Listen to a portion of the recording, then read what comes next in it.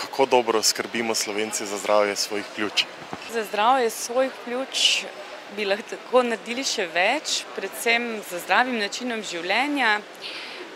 Največji problem je še zmeraj kajenje, ki se je pri moških nekako ustalilo, pri ženskah pa še zmeraj narašča, predvsem pa nas skrbi pojavljanje kajenja med mladimi.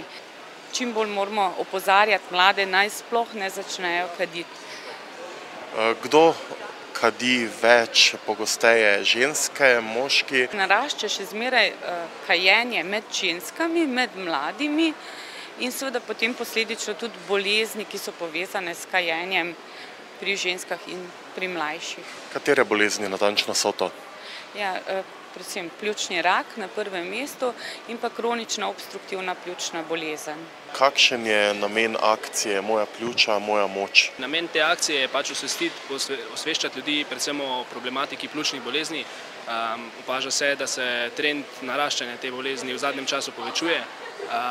Torej, vedno več se teh bolezni se pojavlja predvsem pri starejših ljudeh in pa tudi pri mlajših. In glavni vzrok tega je predvsem kajenje.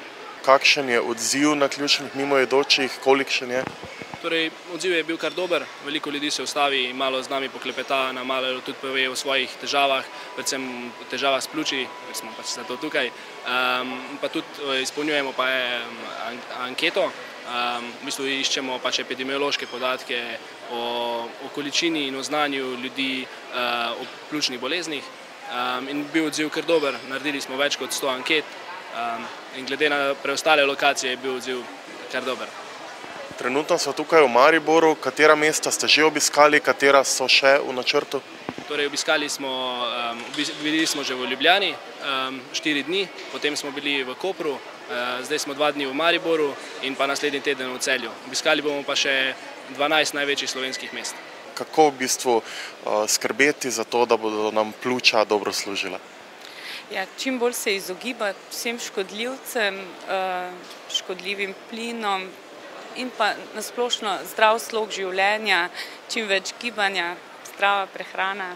Kako pogosto bi se morali v bistvu nekako posvetovati, pregledati in morda kateri so prvi znaki, da pa nekaj vseeno ni čisto v redu? Lahko to sami vidimo, opazimo?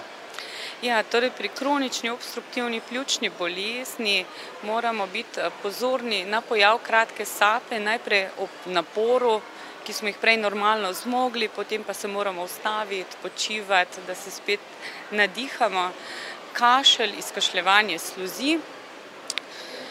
Po drugi strani je pa problem pri pljučnem raku, ki je ena taka prikrita bolezen in ko se pojavijo težave, je pogosto pljučni rak že precej razširjen.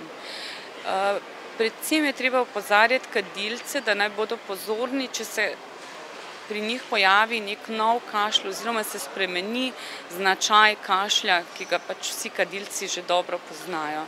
Takrat je že na mestu, da poiščejo zdravniško pomoč. Mi prikazujemo tako tam mogoče že v ozadju lahko vidite en velik model pljuč, pri katerem opazujemo, kako se premika zrak v pljučih pri vdihu in izdihu, pri zdravih pljučih in pa pri bolnih pljučih. Potem pa še čisto v ozadju pa imamo prav model pljuč, v bistvu so to prašičja pljuča, ki so priklopljena na črpalko in s katerim napihujemo zrak v njih in prikažemo, kakšna je razlika med elastičnostjo zdravih pljuč in pa kadilskih pljuč. Prikažemo pa tudi razliko v obarvanosti, ker so zdrava pljuča so res takšna lepa rdeča, kadilska so pa taka črna, zatemnjena, posledično zaradi katrana. Največji problem, kolikor zdaj opažam, je obisk pri zdravniku oziroma odločiti se, da bodo poiskali zdravniško pomoč. To najbolj odlašajo, upajo, da se bo stvar popravila sama. Vendar pa mislim, da če so težave in če ne ponehajo, je že potrebno poiskati tudi pomoč v zdravniški ambulanti.